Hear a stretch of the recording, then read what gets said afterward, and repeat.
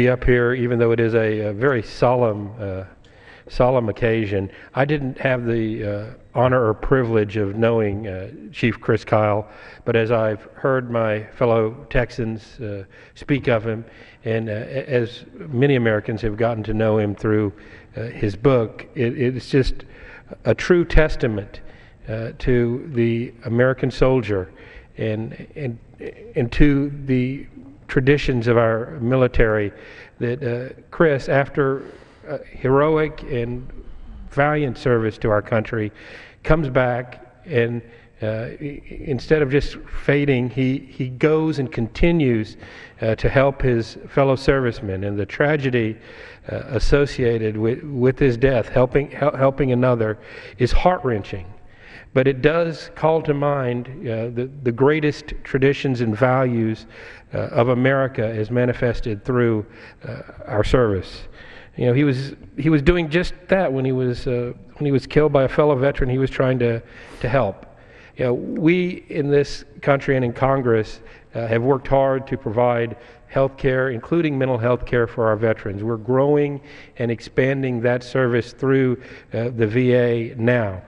Just last week, I toured a new facility in my hometown of Corpus Christi, a new VA clinic with a large area devoted just to treating some of the psychological problems that many of our veterans come home with after the horrors of war. And it's something that we need to continue to do as a country, and it's something that we need to continue to do as Americans. Though the result of Chief Kyle's help was tragic, it doesn't diminish our responsibility and our duty to help our fellow Americans, especially our heroes who are suffering. And we can do that in a wide variety of ways. We're doing it, obviously, in Congress the way Congress does things. We're enacting laws, we're appropriating money, we're doing programs. But helping on a very personal level is something that we need to continue to do, and that is a legacy of Chief Kyle. I was reading a Dallas Morning News article this morning about the kind of funeral that he received. 200 Patriot Guard riders accompanying the funeral procession from the memorial service that was held at Cowboy Stadium in Dallas, Texas, to his burial in a place of honor in the Texas State Cemetery, right in the center of the cemetery.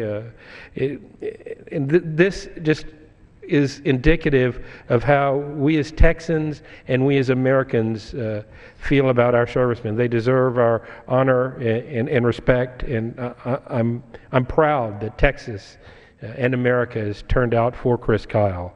And I want to add my and my family's prayers to those of the rest of this Congress for Chris's wife and their children and the entire Kyle family. We as a nation have a profound sense of gratitude for our servicemen and women, both active and retired, and it's our responsibility to care for them when they return home. And I yield back.